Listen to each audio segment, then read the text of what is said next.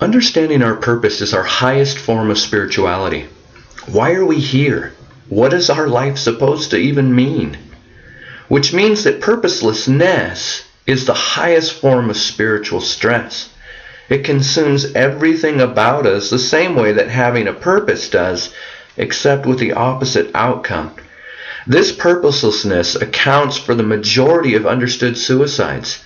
These people felt like the world would not be changed, or would be changed for the better without them, and that there was nothing here for them. Finding our purpose brings amazing clarity to our lives and helps us make sense of the world around us. Knowing our purpose brings the most profound life healing. A newspaper journalist wrote some number of years back about a young lady who had decided that the world would be better without her and that she had nothing to live for. So she decided to take her life by jumping off of a local bridge into the ice-cold river below. And as she stood on that bridge and took the plunge, a nearby motorist saw her and pulled his car over immediately and ran and jumped right into the river after her. Well, it was about the moment that he cleared the railing that he remembered, even though he had great intention, he couldn't swim. And as he hit the water below, he began thrashing and screaming for his own life. The young girl heard his cries and decided to rush over to him, grabbed him and dragged him out of the cold river. And as the two lay on the bank and the ambulance arrived, they were hauled off to a hospital where they were roomed together to sit and heal. Well, the journalist concludes the story by stating that this young man did not save this girl's life, but it was in fact a purpose. This girl found purpose for the moment, which was powerful enough to save her life. So how much power can be found in finding our life purpose outside of these moments? And how do we find it? I have a tendency to look at the world as a giant puzzle, and every person and event as pieces of the same puzzle. This has always helped me to put some perspective on my life and to stay focused and understanding where I fit in all of this, my purpose. So can this particular spiritual practice help others? Well, it is in this hope that I've put together the purpose puzzle. It seems weird to put spirituality in the same category as putting puzzles together, but it's this exact mindset that has helped me my entire life. I've been putting puzzles together my whole life and have found it to be such an amazing thing that it's even changed and organized the very way I think. Or maybe I've always thought this way and puzzles are the natural outlet. Either way, there are certain fundamentals that are followed to effectively and efficiently put puzzles together of any size and any complexity. There's 5 basic steps in putting any puzzle together. Step 1 is collecting the puzzle. You have to actually have a puzzle. Step 2 is to know what the picture is. Step 3, determining the boundaries, putting the outside around together. Step 4 is isolating all of the different internal components. And then step 5 is simply putting the pieces together. Most people like to just go from step 1 to step 5, and it doesn't usually turn out very well. When you collect a puzzle, you get to determine how many pieces you want and how complex you want the puzzle to be. Complexity is based on a number of pieces chosen, as well as their shape and what the image looks like. I know you've said, or at least heard said, how some people just have a simplistic view of life.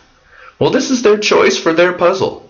Life doesn't have to be all that complicated. Some of us choose to make it that way, though.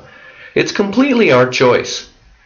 I like more pieces and a little more complexity myself.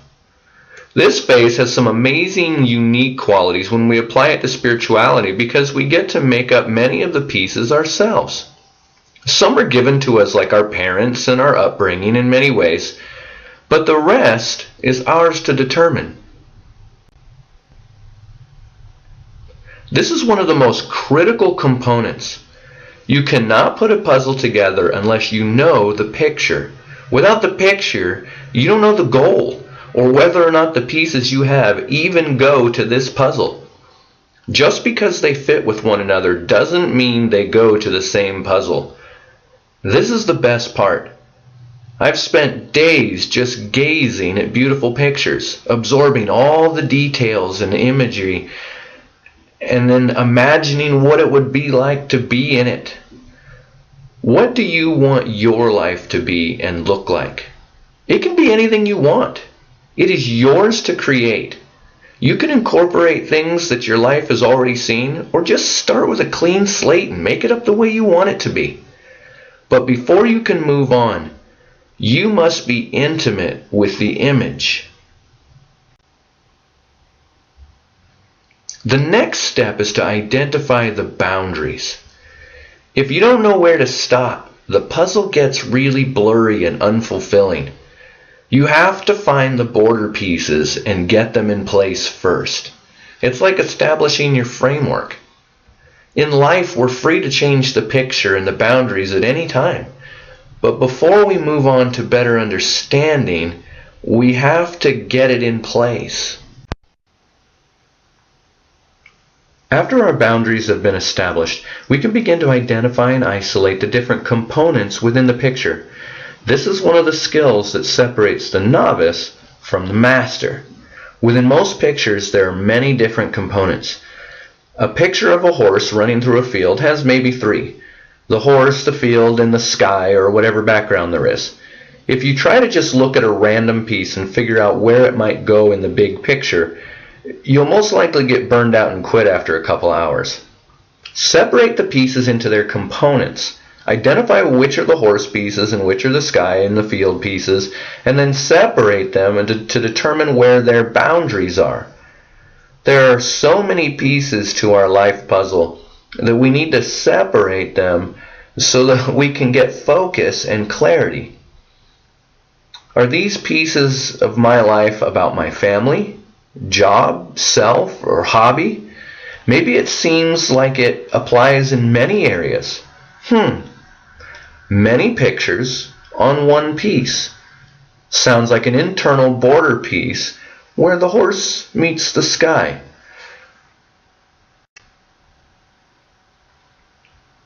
Once you've broken everything down, now you can start putting the vast number of pieces where they belong quickly and effectively.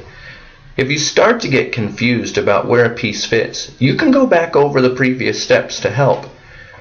Depending on the size of the component, feel free to break it down into even smaller pieces to give you better clarity about a certain piece. Maybe if it's a big horse, you'd want to put the head separate from another body part. This has made it very simple at times to make decisions like job offers and even which people I should be around, how I think, believe, and act.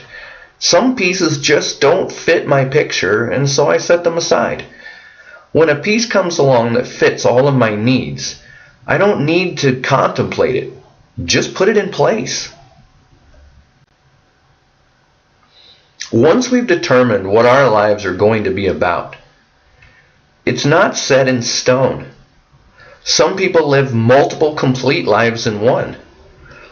One puzzle may not quite get finished when we notice that all the set-aside pieces look pretty interconnected and pretty amazing.